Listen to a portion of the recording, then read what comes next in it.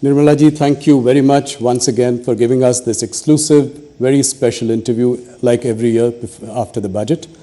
Through our News 18 network, through CNBC, CNBC Awaz, CNN News 18, you will be able to reach every nook and corner of the country, and investors are glued into moneycontrol.com, tracking every twist and turn of the budget.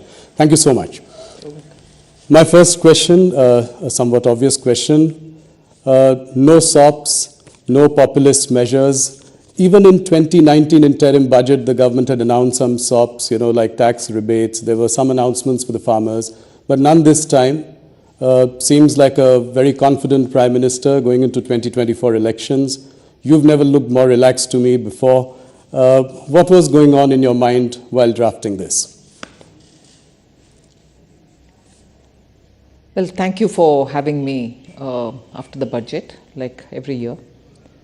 It's a great opportunity to talk to your viewers and also for others who are watching this program more with the keenness to know about the Indian economy. Yes, the budget yesterday did not have any SOPs announced. We treated it like a true vote on account, an interim budget before an election, and also an interim budget which is being presented with the clear understanding that the several programs which were launched with empowerment of citizens in mind over the last 10 years are reaching the ground, and the beneficiaries are already on their own speaking about it. The power of word of mouth is very strong. So when a beneficiary gets truly the benefit and without any middleman playing a role in it, they really understand that the intent of the government is what they've said is what is getting executed. So I place a lot of trust in the word of mouth, which has helped in schemes like Ujjwala, PM Awas Yojana, PM Mudra Yojana, Swanidhi Yojana, all of which have benefited the small households, small people who want to do their business and who don't have money to give for collateral, no properties to give. So this government has actually, because of the vision with which Prime Minister is committed to serve this country, is actually serving the common people in letter and spirit. And that is recognized by the people themselves. It's not as if you're saying and you're showing target numbers, you're showing achievement numbers. No, the people in the ground are saying about it. I've got it. And so is my neighbor, so is the neighbor of that household, and so on. So, and that is why I have used an expression, and I mean it when I've said it, that this is secularism in action. This is where we have not shown any difference between members belonging to this community or that community, this religion or that religion, or somebody's relative and not relative. No difference. The project reaches the ground for everybody who deserves to get it. And if they are eligible, they get it, irrespective of who they are. And therefore, in every way, the principle of empowerment, the Sabka Saath, Sabka Vishwas, Sabka Vikas, has been executed in every way. And that is the sense of confidence that the blessings of the people are not just at the time when we gave promises, but the blessings are even now coming in abundantly to say, yes, you've kept up your word. It is what the Prime Minister has also been talking about, the forecasts, as he calls it. That's right. The poor, women, farmers, youth. So I think that is the cornerstone of this budget, of this speech. Nirmala ji, you've steered the economy in difficult times. If I look at your last 5 years, there's been the pandemic. Right now, 2 wars are going on. Even then, we are projected to grow at 7.3%. Now, if I were to look at the nominal GDP, which has grown only 10.5%, consider an inflation of 4.5%, do you think that 7% itself would be challenging? I mean, do you think it is realistic for us to grow on those lines? The Chief Economic Advisor has also commented in his preface. He's elaborated on how 7% is not difficult to achieve. Globally also, the various organizations which look at economies of all countries, like IMF for instance, has also enhanced their own assessment. So, upgrading our growth estimates is not just singularly our business. People are seeing that fundamentally a lot of activities are happening. The robustness of the economy has not slackened anywhere. It has maintained its, the buoyancy with which things are happening, not just revenue collection when I'm talking of buoyancy. So there is reason to believe, yes, it is possible. And the deflator, not just the inflation, but the deflator itself is constantly, meaning we are looking at controlling inflation, the other factors fall in place, so the deflator itself then plays a role, and therefore we are confident that on the one hand we'll be able to manage inflation, and on the other to keep the robustness in growth so that it is sustained growth. We have made every effort to look at both growth driving elements and inclusivity driving elements so that nobody is left out from this growth process, both to contribute and to gain from. Indeed. Something that has been commented enough, and you've got a lot of accolades for it in this budget. If you look at the fiscal glide path, I think you've beaten estimates. This year you've projected 5.1 next year, so that also looks promising. What is your message to the sovereign rating agencies? You're expecting an upgrade? Well, I would think that they do their job, but periodically it's our business also to bring it to their notice that economy, particularly emerging market economy like India, despite the odds, we are doing a lot of reforms, systemic reforms, which actually you're seeing is bearing the results now. If only Prime Minister Modi hadn't pressed the pedal, let's say the revving pedal, the accelerator during COVID, even as we are managing COVID, we will have to attend to reforms and continue doing the reforms. The Atmanirbhar Bharat announcements were all infused with so much of reform measures. Otherwise, we wouldn't have eliminated more than 68,000 rules, which were just so archaic and were becoming instruments for rent-seeking people. So, systemic reforms have continued. Whether it was pre-COVID GST and IBC, together with very many other reforms like professionalizing public sector banks and so on, the emphasis on reform has given us adequate rewards, and we'll continue doing that. That is why even in the budget, we have emphasized on transparency. We have emphasized on getting everything on board the budget process itself, rather than keeping it outside of the budget or underneath the carpet.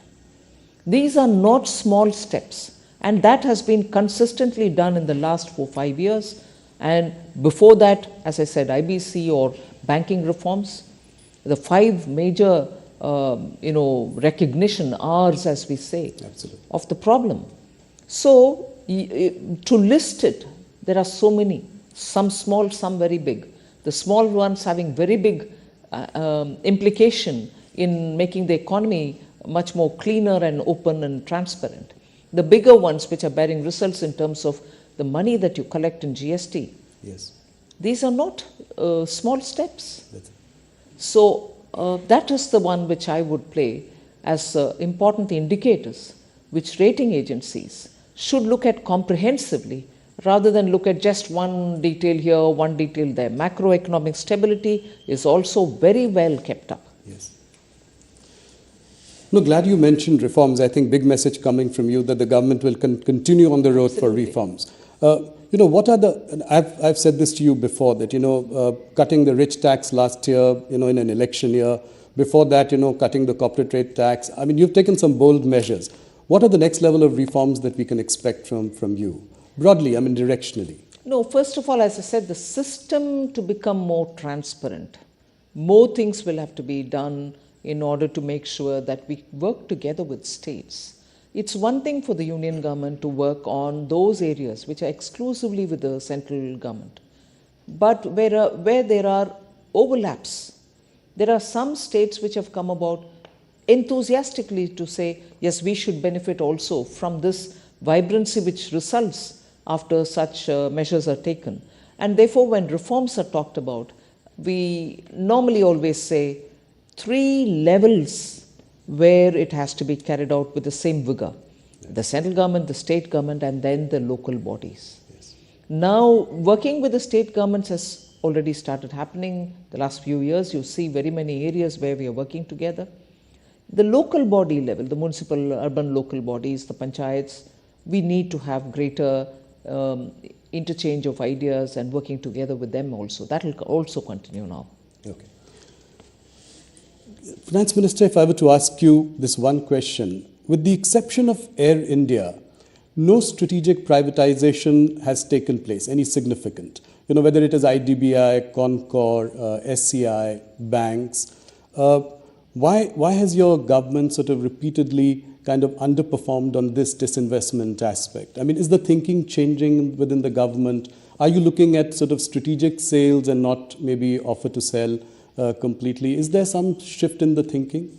I would want you to, first of all, put that question into the frame that I have laid in the matter of public sector enterprises policy. Right. If a policy framework has been announced, and in that we have said that there are only core strategic sectors which government recognizes, where the government will be having a minimal presence. Right. And even in those sectors, private sector will be allowed to, or it will be completely open for them to participate in total. In the sense, there will not be any one sector, inclusive of the core strategic sector, which will be exclusively reserved for public sector, whereby consolidation will have to happen to make them big enough for a big country like India. Yes. Efficiencies will have to be brought in. Their values will have to be increased. So this question of yours will have to fit into that frame. I will not reverse any of the cabinet approved decisions. Okay. But at the same time, you should probably also have noticed that for each of them, we are working to make sure that we are not allowing them to remain there till they are getting disinvested. Equally, we are working to make sure that their valuations are kept up, they are improved upon. That if you look at the public sector listed companies and their valuation in the market today, you see the kind of vibrancy which has been brought in into them. Their share values have gone up. The dividends are even much better than earlier. Absolutely. So, disinvestment is one thing, but bring in value to them and make sure that the markets look at them absolutely favorably. No, in fact, the public sector companies have done really well, you know, and public markets are also where they are. Would you consider sort of diluting your stake maybe to 49% in some of the companies? Thereby, they are not government owned, but at the same time, you have best of both the worlds. And the valuations could go up even further. No, certainly. That is not something which has been denied earlier, meaning as a matter of policy. But in many ways, we are already, you will see periodically, the DIPAM Yes. department which takes care of the disinvestment has slowly, in trickles, released a lot of government's shares into the market so that private ownerships can come in and they can take hold of those shares. So that is happening already, and we'll certainly like to make sure that greater participation, public ownership of in companies like, let's say, SBI or ONGC, yeah. you know, I mean, this could be another possibility. Absolutely. Thank you. One of the big ideas this budget, which struck to everyone as a big idea, has been the announcement of a corpus of 1 lakh crore, you know, to provide interest-free or low-interest sort of loans for research and innovation. Can you elaborate a little bit on this? How will this work? Will there be a separate sort of entity managing this? How will it go forward? Yes, certainly. I first of all would bring in a bit of a context to this. It's not as if we are doing it now for the first time. Earlier too, there were several funds within different departments like the science and technology. They had a CSIR, its own. Funds were all over the place. You had them doing supportive activities for innovation, each from their own side. 2 years ago, I remember announcing the National Research Foundation, which brought together all these thinly spread resources to one pool, and from there each of the department would claim whatever they would want to fund in terms of innovation supportive activities. But what we've now done is, they may remain so, but the government would now bring in a kind of a institution or a vehicle which can take this 1 lakh crore, which will be given to them next few years in total, as a interest-free corpus amount. Using that, they can then identify innovation-related exercises which are happening in private sector and fund them. I may give this interest-free 50-year loan to the corpus, but the managers of that fund will then decide to whom at what cost should they give it. The cost may vary depending on the risk factors and the judgment of the professionals who will manage it. But it's certainly a fund from where private innovation will be supported. Got it. I'm sure you'll be asked this question in future, but the allocation for capex at 11.1 lakh crore, does it seem like a lofty goal, considering that you could not even do 10 lakh crore in this year? No, but not really. I mean, we've done only 2 lakh, 3 lakh. That's not the case. Yeah. We're closer to 10. It's also because absorption has its own limits, whether it's the states or the departments within Government of India. When the capital expenditure is undertaken through the outlays given to them, it is only that much within 12 months that they can do and not beyond. So sometimes reaching the target, however ambitious it is to the last mile difficult within 12 months. Had we given them a few more months, they will probably even complete that. But the condition for these capital expenditure, which I have announced since last 3 years, is that that amount should be utilized within the year. So many of the state governments which take the money, which are very good in implementing, in fact, I find states very enthusiastic in wanting to avail of this facility. The difficulty comes that if you restrict them to using it within 12 months, and which is what we aim at, we want them to use it within 12 months. So I'm not saying restrict in that sense, but within 12 months when you are expected to spend that money, there are times when completely utilizing it becomes difficult. They partly use it. That is why 10 lakhs you might reach 9.2 and not touch 10, but achieving 9.2 within a matter of 12 is, I think, good enough. So to increase it to 11, I'm very hopeful it will definitely get used. And the amounts which are being given to the states are also having high utilization. Nirmala ji, if I'm right, we get a sense that there is an indication of tapering of government spending. I know we've discussed this in our last interview as well. You expect private sector also now to do some heavy lifting. So we are seeing some of the sectors looking up now. There are investments in steel, aviation, power, machinery. But are you happy with the level of private sector participation? You said that they are like Hanuman, and Hanuman has no idea of his own power. When do you think that this Hanuman will lift the economy mountain? Well, I think, as you said, they are coming out. There is investment happening. The PLI scheme is also helping them. Yes. So investments in newer areas do have a slightly longer gestation period. It's not as if their brownfield projects are getting additional money. That also is happening. But the interest in the sunrise sector is really obvious now. People are taking a lot of interest, and you're seeing them coming forward. Okay. So that's heartening news. One more question on the stress that is being seen in the rural economy. Your higher allocation outlay to Manrega also is an indication, betrays, the stress on rural economy. If you look at the results of FMCG companies, consumer durable companies, even if you look at the Nielsen data, it shows that the rural volume growth has underperformed urban volume growth for almost 7 quarters now in a row. So what is your prognosis of rural demand, and how do you think we will deal with this going forward? I'm not sure if I'll be able to describe how I view what is happening in the rural areas. Let us recognize that there is a lot of shift in the way employment is panning out. Let us recognize that migration is now looking at redefining itself in a way. Many people who went back to their villages with some skills acquired are wondering if they can continue being there and utilizing and benefiting from the skills that they've acquired.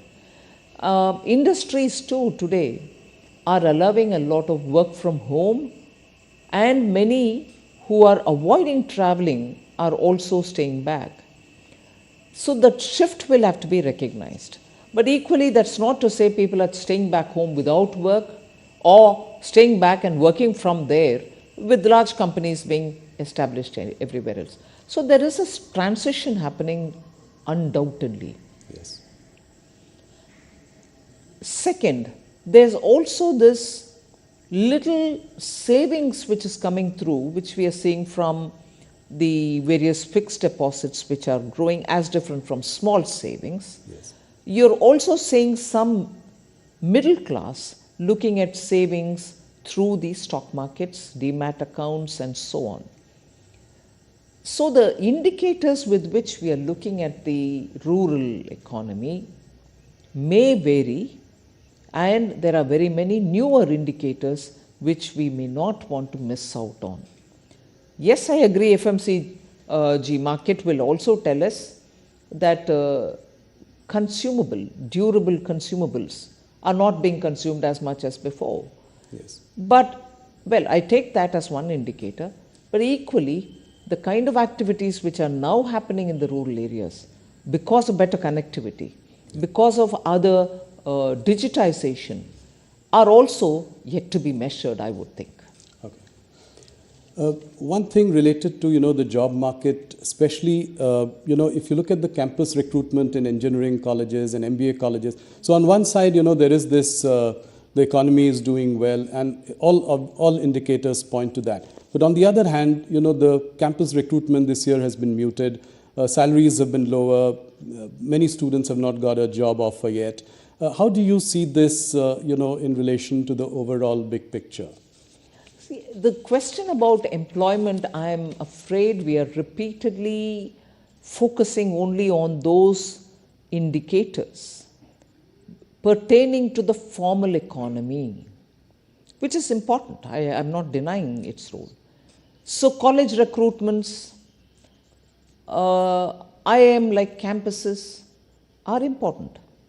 But equally, the jobs that are getting created in the middle and lower order are not getting counted at all.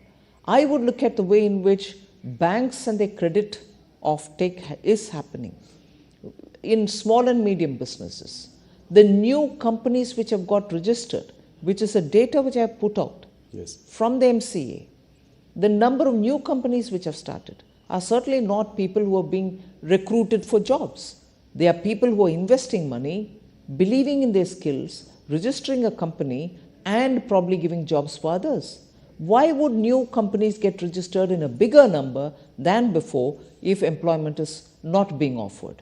The companies cannot operate in vacuum without human beings in them.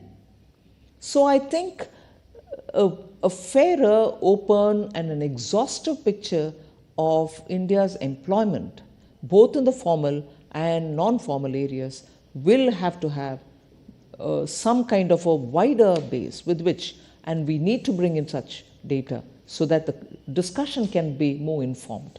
And I think the global slowdown is also having an impact on our jobs, especially at the higher end, right? I mean, in IIM campuses or engineering colleges, etc. Equally, because of the way in which artificial intelligence is coming, the kind of job requirements that are expected of new recruits are also changing. Yes. So the people with old skill sets are now expected to have additional newer skill sets for entering into a certain area which till now did not exist. So we are lots of calibrations are required in understanding this. That's right. Yesterday in your budget speech, you were very appreciative of, income tax payers. In fact, the number of income tax, people paying income tax has gone up. Collections are up 2.4 times. You were quite appreciative. In fact, I thought you just stopped short of sort of giving them something back because, it was a vote on account. My question is that, salaried people are paying 30% today, whereas corporates pay 22% tax. In the longer term, directionally... Corporates meaning as an entity, yes, the company. That's right. So I'm saying in the longer term, directionally, do you think you would align this in some way or the other? I'm talking about the longer term.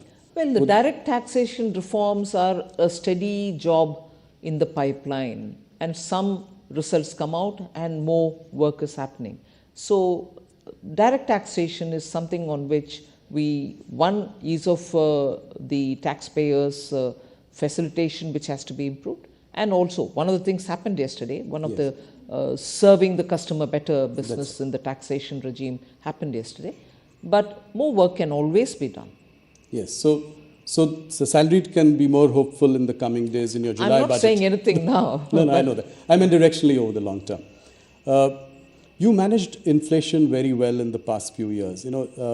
What about food inflation? That's really pinching the common man. Pulses are up 20%, vegetables 27%.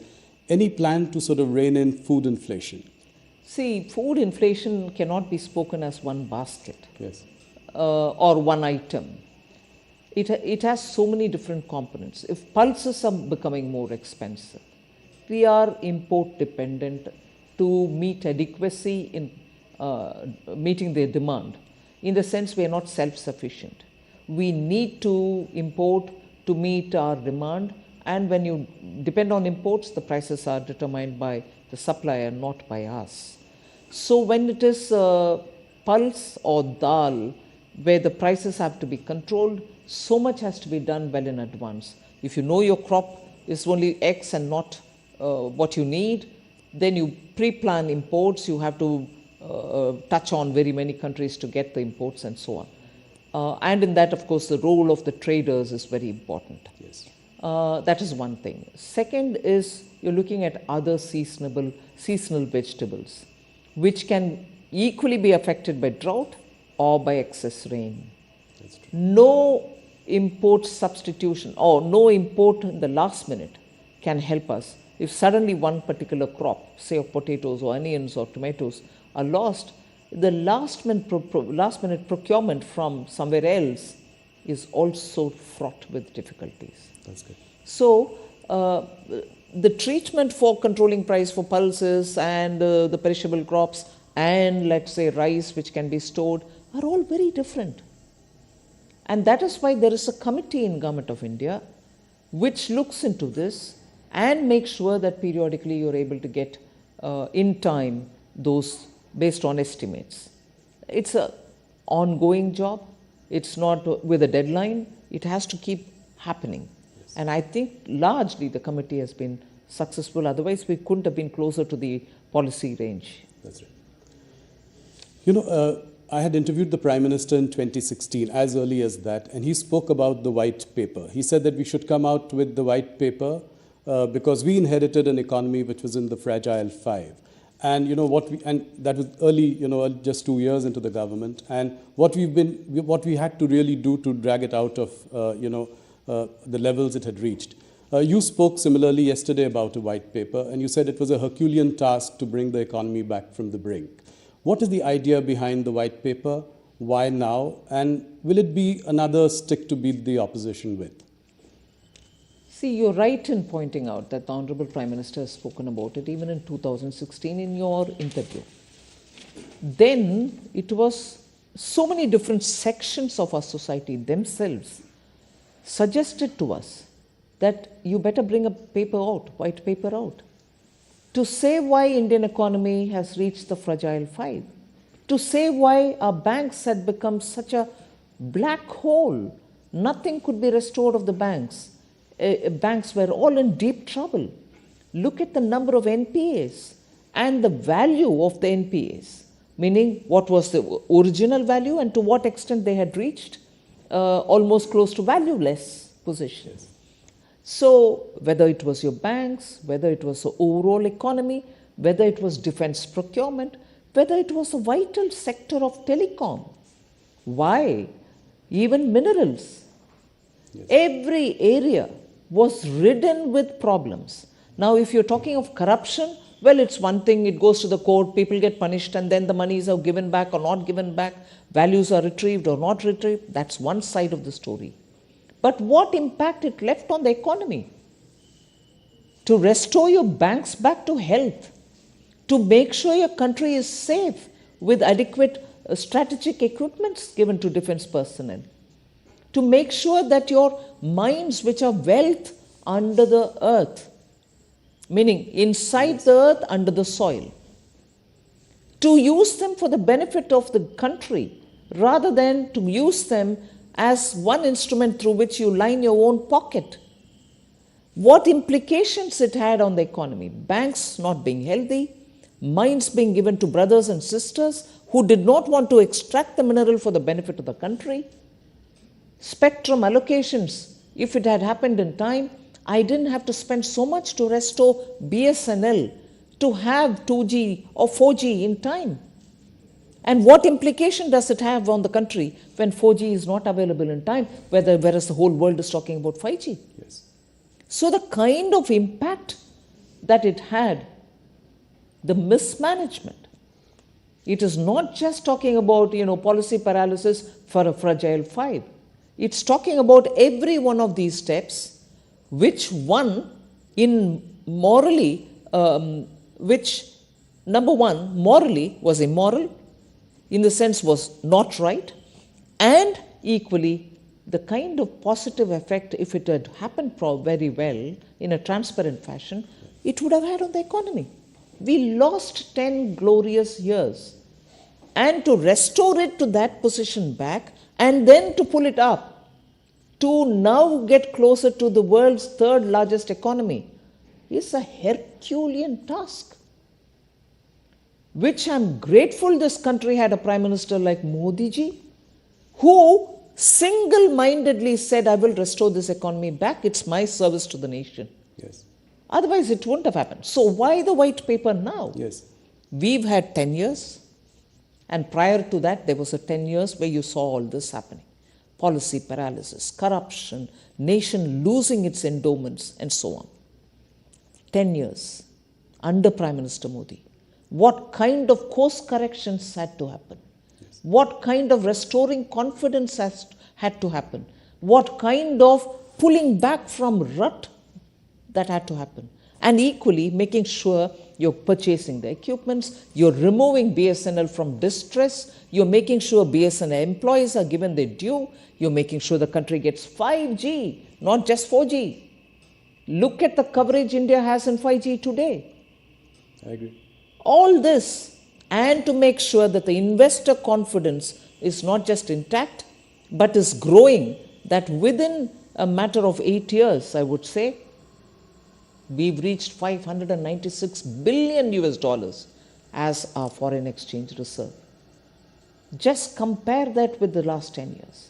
At least for the sake of the elected honorable representatives who are sitting in the parliament, they should know what was it then, what effort it took to restore it here, and what we should not therefore ever imagine or dream of doing in personal interest, forgetting the nation.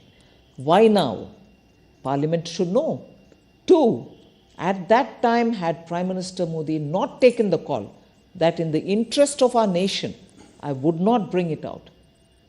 He didn't bring the paper then, white paper then, because you put the nation first. You say, if I do it now, I can be happy, but the confidence in our country would have been lost. Investors wouldn't have come. Our own people would have lost faith in the systems. They would say, oh my God, this government will come, eat away and go. That next government can come. It'll do its own, but we're all languishing. The faith in institutions, in government, in leaders, in politics would have been lost in the minds of people. And I'm so grateful that the Prime Minister didn't do it then. He restored it all, put India on such a wonderful track towards becoming third largest economy, and then so that all of us know what it took and what we shouldn't do in the future, this paper. So when do you table it? Well, sooner, I suppose. A passionate reply from you, I must say. Nirmala ji, when it comes to the markets, Nirmala Sitharaman can do no wrong. Last 2-3 years, markets have been on a roll. My question is, can you assure the markets and its participants that there will be stability in the capital gains tax regime? And I ask this question because last year you had tweaked, the debt market, the debt mutual funds in your budget speech. So, is there stability around the corner in the foreseeable future? Policy stability is one thing which Prime Minister really lays a lot of emphasis on. Yes. He doesn't like periodic tweaking. He would tell you it's only 2 years, it's only 3 years, let it play out, let it settle down, and so on. So he's never in favor of quick twists and turns. And this is not me saying, people who have observed him for his tenure as Chief Minister will know that the biggest strength under Prime Minister Modi is stability in policy. So that's a singular line reply that I can give for it. Right. No surprises, long-term stability in policy. Another question, current question, RBI has imposed restrictions on the operations of Paytm Payments Bank. I don't, want to go into the details, but just a question is, what is your message to the fintech industry? Is there more than meets the eye in this case, or are we going to be cautious when it comes to the fintech sector? No, I wouldn't want to comment on any one particular company, okay. But fintech is an area in which all of us are very enthusiastic. India has contributed a lot in this sector. India's contribution in this sector has been globally recognized. Today, if people are looking at solutions, fintech solutions, they are looking to India. Our youth have contributed a lot and built capacities for themselves. This is an area which we'll certainly like to work with and encourage. I'm not commenting on any one company. That's heartening to know for the fintech industry. Thanks for the message. You have been tightening things around. Would you think that the RBI should loosen now? Well, RBI does take its own call, but I will appreciate the RBI for working together with the stakeholders. And they take a call, I'm sure they take a call that keeping growth in mind. They've been steady, I suppose. They'll continue to be steady is my expectation and hope. A few quick political questions. I'm aware of the time. Thank you for answering all our business and economic questions at great length. We are seeing a different side of Nirmala Sitharaman. In the last few weeks, you've also been seen as an aggressive politician.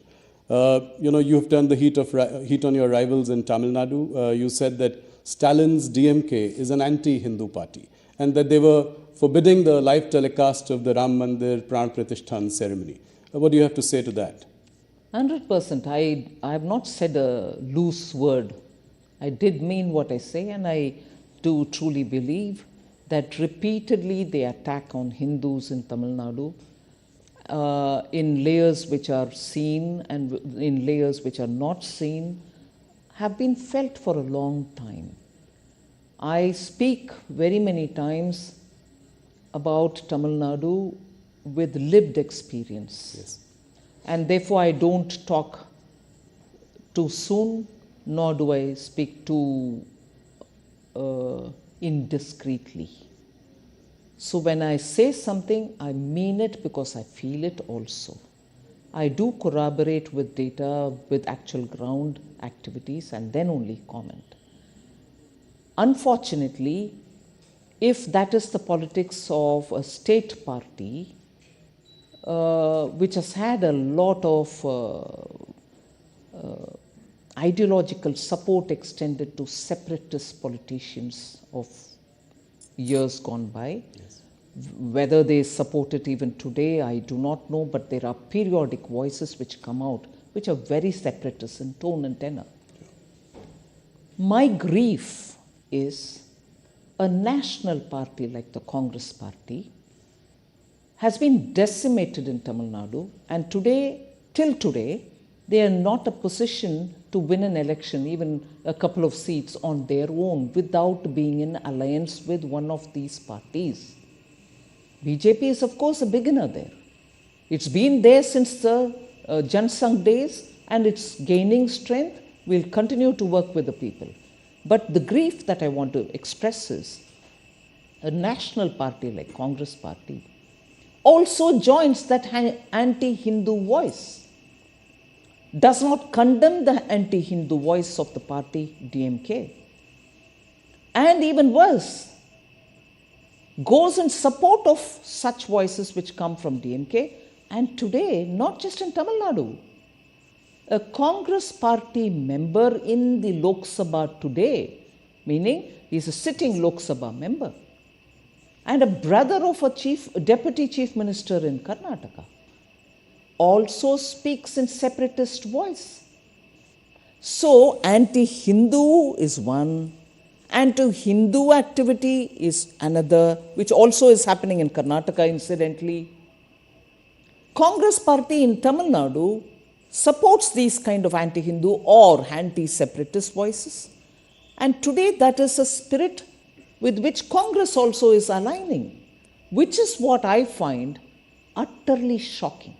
Is there an attempt to paint the Bharatiya Janata Party as a North Indian party? And this North-South divide, encouraging that. Is that what you sense? They've always called Bharatiya Janata Party two things. It is a Brahmin Baniya party. Yes. It's a Hindi party. Today, the kind of support BJP receives in South India disproves all this.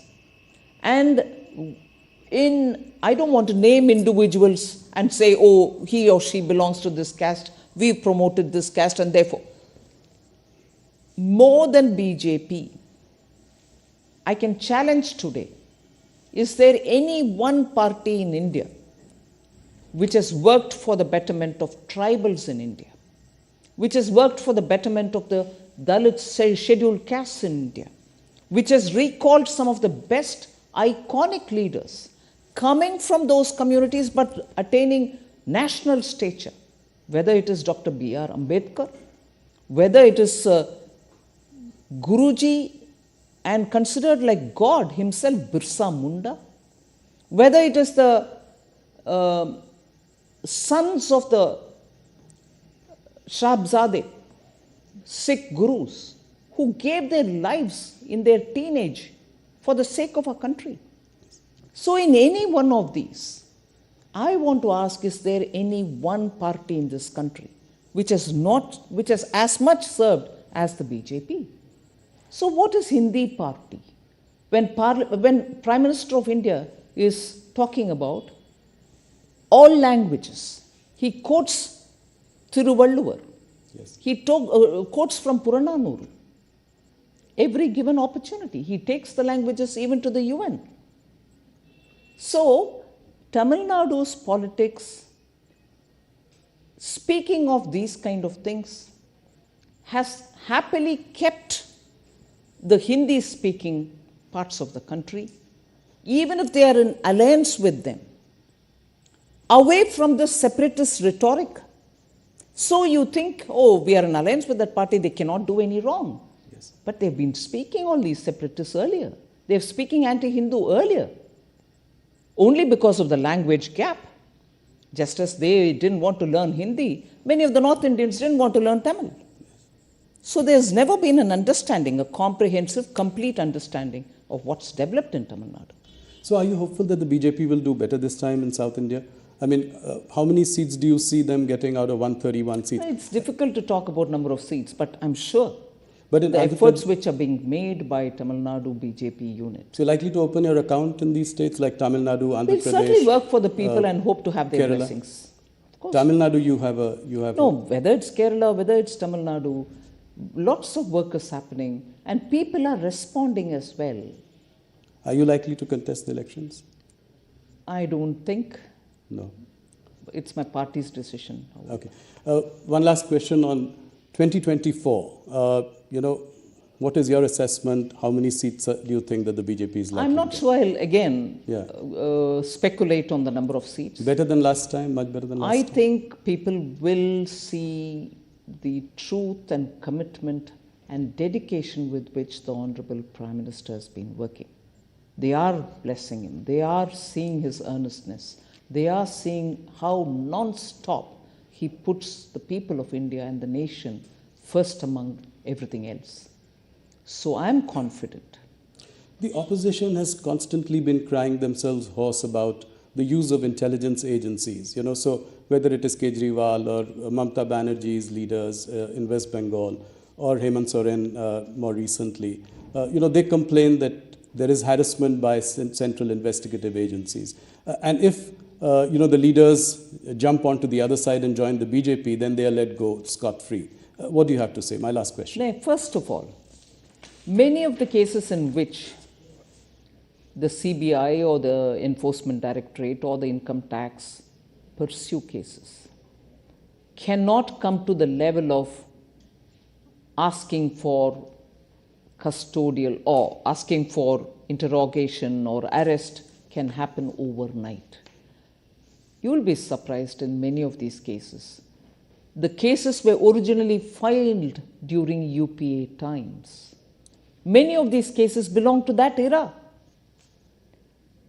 You know the Indian system, the level and the time consumed for each stage to mature. And to reach a stage where summons are being served, it consumes a lot of time. Many of these are from that era case. So it's not as if we've done it. One, second, a survey or a search happens. Tell me if they've come empty-handed. Roomfuls of cash. Equally, when we are talking about common man adopting to technology, doing digital payment, you have people sitting with tons of currency notes in their homes. Nowadays, everything is videographed. I can't sit here and say, I found so much cash in your house without a proof. The video shows in the bathroom, in the bedroom, in lockers, tons of cash being kept. What explains that? So it's very well to use that as a whip to hit at the ruling party to say you're using the Enforcement Directorate or CBI. These are professional agencies. They take huge time to make their cases compact and ready because everything is now monitored by the court once the charge sheet is filed. Yes. And you have to submit the documents to the court. You can't just go there and say, I found this, I found that. Records prove it. So, era is changing.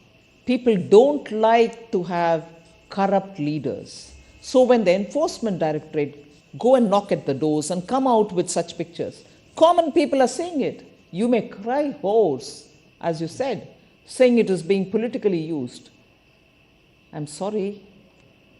It is something which was case from your era. You filed a case against your own ally. There are partners in crime. And then there are partners and enemies also. Yes. Nirmala ji, thank you so much for answering all our questions. You answer economic questions and political questions with equal felicity and passion. It's always such a pleasure to speak to you. Thank you so much. Thank you very much, Rahul.